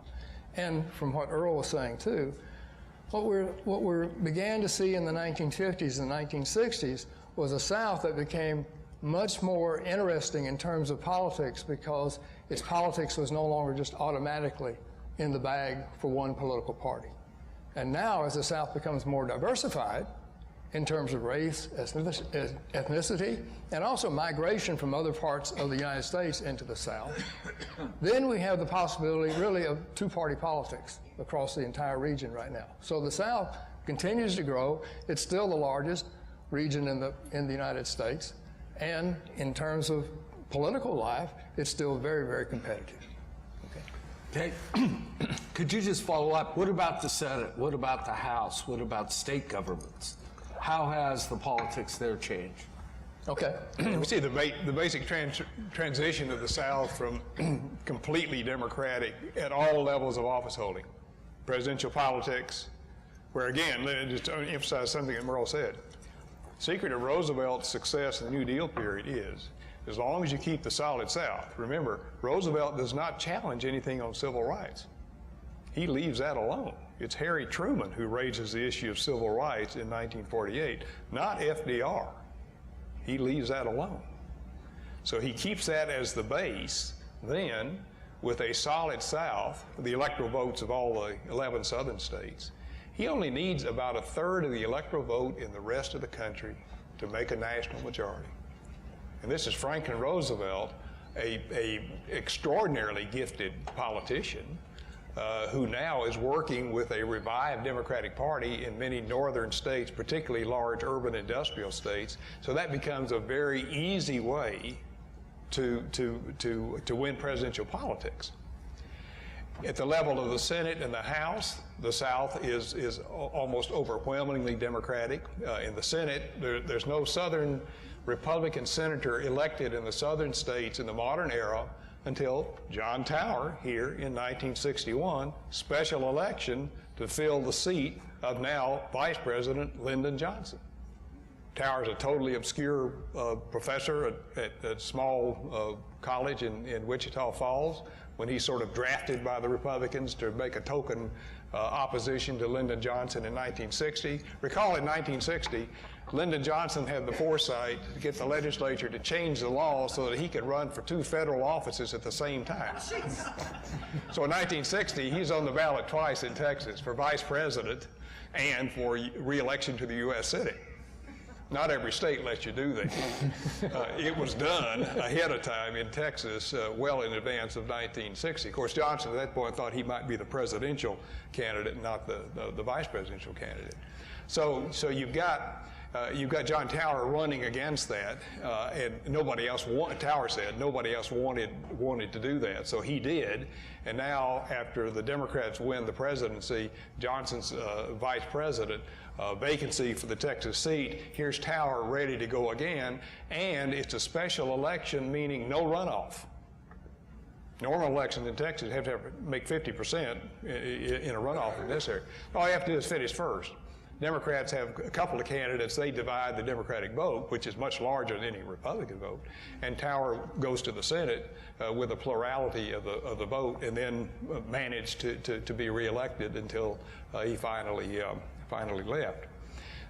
So the Senate had remained almost totally Democratic, and since the Senate... And like I mentioned earlier, Tower became, after leaving the Senate, became Robert Maxwell's man in D.C., and was thought to have helped him broker the deal to place the Promise software into the hands of other government entities that have been backdoored by Israeli intelligence. A lot of dirty stuff with John Tower and Robert Maxwell, the father of Elon Maxwell, who was Epstein's madam.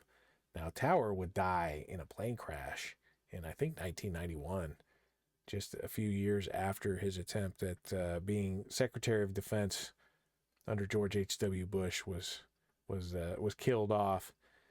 But yeah, he died in a plane crash with his daughter and an astronaut, weirdly enough.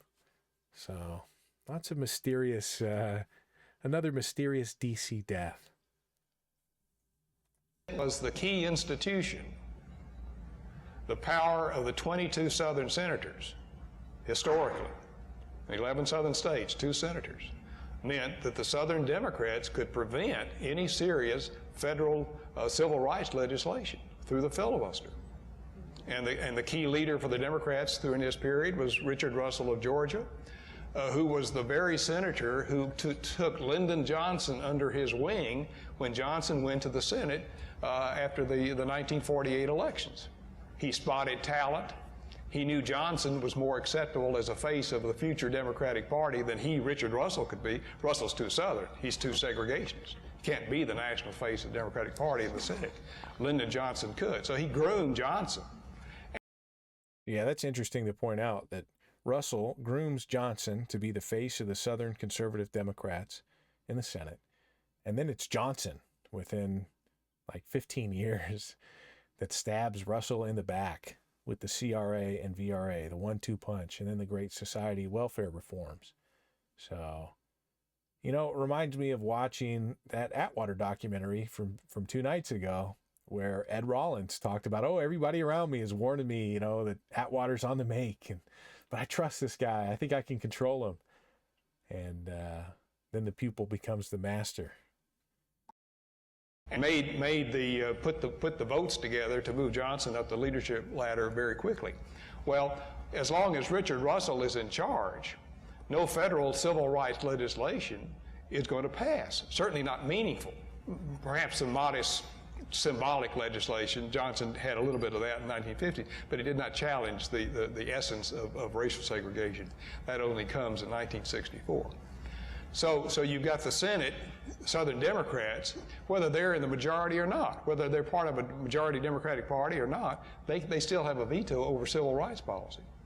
And in the House of Representatives, the Republicans had a few House seats, but basically it was very Democratic. So what we had in the 1950s and continuing in the 1960s was a Southern politics that was almost totally Democratic in terms of federal office holding. And in terms of governorships and state legislatures, still extremely Democratic there, very Democratic, even more Democratic than would be in Congress.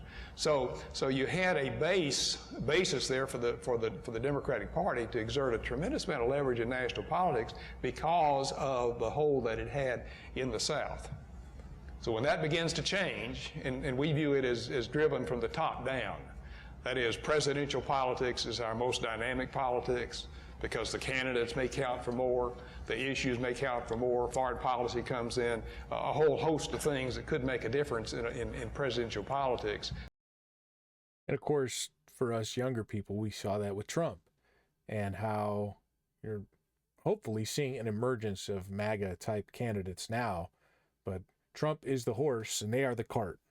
Like you said, whichever black twin this is, Earl and Merle, there's something different about presidential politics.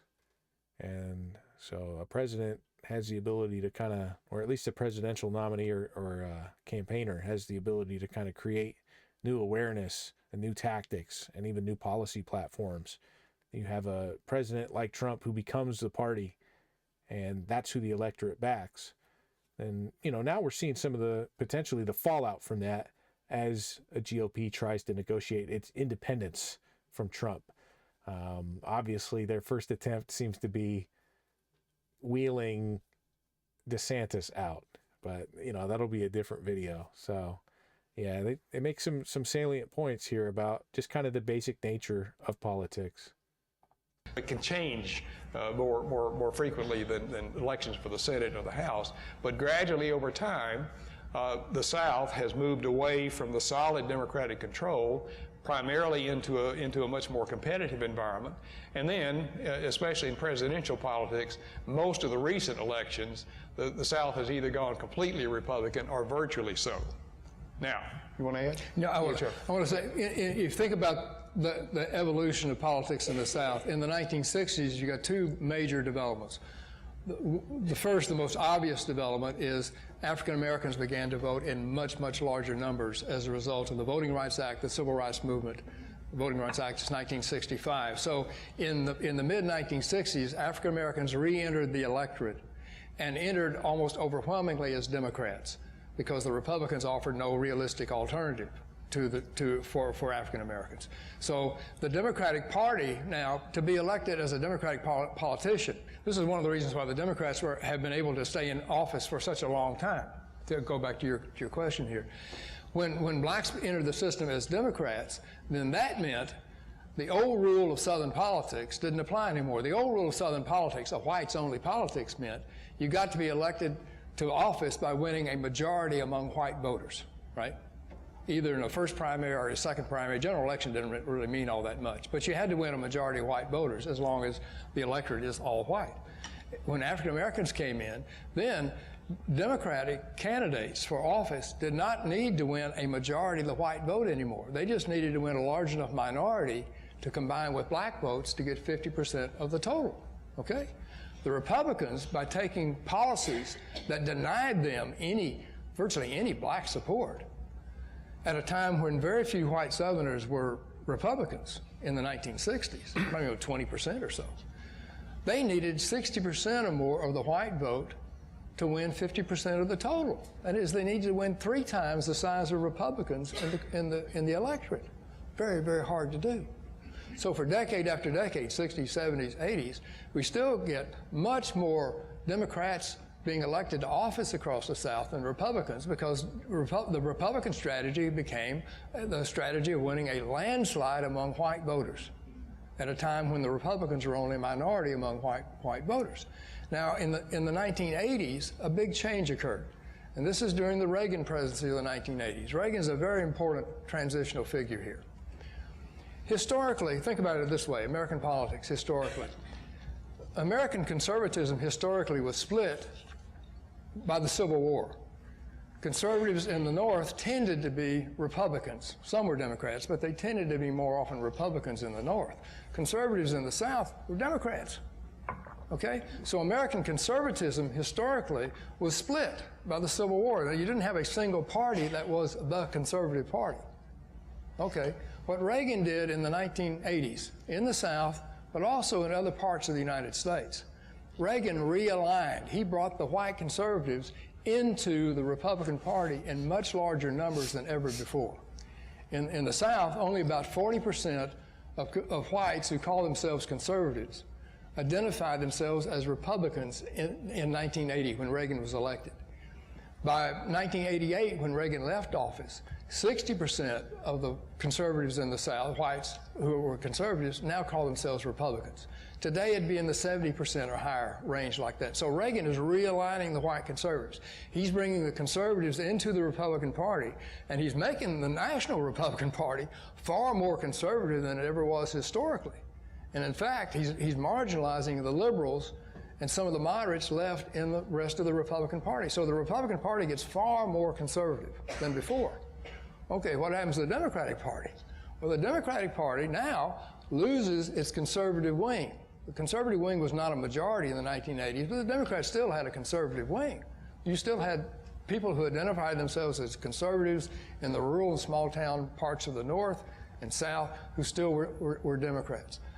After the 1980s, fewer and fewer of those people are left in the Democratic Party. The Democratic Party gets far more liberal by comparison. So the Democrats get more and more liberal, Republicans get far more conservative. This is So yeah, that's the kind of fundamental trade, I guess. And that's a de-alignment of white moderates away from the Democrat Party, Southern white moderates, and a realignment of Southern Democratic white conservatives toward the Republican Party. So when you hear Democrats and media clowns complaining about partisanship, it's not such a bad thing to have two nationally competitive parties that are at least in a binary. And this was one of the major motive forces for why that and how that came about. And probably the most interesting thing about it isn't some endless finger-pointing contest or discussion of who the real racists really were. As we know, it's just a made-up slur for whites. But the electoral kind of jockeying and the types of strategies that were used, how the Democrats weren't going to want to give up their block of committee appointments and leadership over the Democrat Party, but had to negotiate its kind of liberalizing northeastern core, versus how Republicans wanted to make a foothold in the formerly solid South, and they used the broad appeal of their presidential candidates to do so. So we're at about 2 hours and 5 minutes. I'm just going to let the Black Twins play us out for the next 5 or so. I posted the video in the comments if you guys want to go watch the full thing. I don't know if I necessarily recommend reading that whole 400-plus page book. Here it is if you guys want it. It's available on Z Library and anywhere that you borrow internet library books. Like I mentioned, it's dense and it's full of arcane stats, but it's an easy read. It repeats itself fairly often throughout, but I don't know. If you're into that stuff, it's all right. You might be wondering why they're showing Ronald Reagan and George W. Bush on the cover of a book about Southern Republicans. I guess it's because it was Reagan's success as a former communist Trotskyite Californian Democrat turned Republican that began to unify the South under Republican identification for the first time in the 1980s. And then, of course, Bush at the top. I suppose as governor of Texas and an accented man himself, he takes some claim to being from the periphery. And I don't know, maybe is that like the first Southern Republican president in a long time? Maybe that's why they have Bush up there at the top. It is a very weird cover. But anyway, I'm just going to let the Black Twins play us out here for the next 5 or so. And I will catch you guys next time. Not sure when that's going to be. I'll announce it a couple hours ahead of time. I might do another documentary on Sunday night and bring us into a different week of programming. So since we did, Southern Republican politics this week, maybe I'll pick something else on Sunday, documentary-wise, to lead us in. I think I'm probably going to stream 8 p.m. Eastern, Sunday, Tuesday, Thursday from here on out, but that's tentative. You can jump into my Discord in the links in the About section or over to my Gab and follow along there for updates. And of course, if you follow the channel, you will get a Telegram notification when I go live. So I've also been trying to maintain my replays just to hold back the tide a little bit, since we only get to keep 3. And those links should be good up to a month from when they're broadcast. Around the 1 month mark, which is coming up sooner than I think, I'm going to try and find a repository for those replays so you guys can, I don't know, if you can't get enough Wendell content as I'm figuring out how to stream in these first couple weeks. But all right, back to the Black Twins, and I will catch you guys Sunday, 8 p.m. Eastern, where we'll watch some kind of documentary that will lead us into the next week of content. This is at the problems we have right now in terms of a divided America. Because not only are the parties more ideologically polarized than ever before, the parties have strongholds in different regions of the country. Republicans are strongest in the South and the Mountain Plains. The Democrats are strongest in the Northeast and the Pacific Coast. The Midwest swings back and forth. The Midwest goes Republican in 2004, goes slightly Republican in 06, goes Democratic heavily in 08, goes back Republican in 10. Midwest goes back and forth. It's the big swing. Neither the Democrats and Republicans can win a presidential contest or win majorities in the House and Senate by just mobilizing their regional bases. They have to appeal, they have to mobilize their base, but they have to go to these other areas too. So you have to mobilize your base, but you also have to appeal to people who are not Republicans, are not Democrats out there. That's very, very hard to do when you govern. Because when you govern, usually you split your coalitions apart.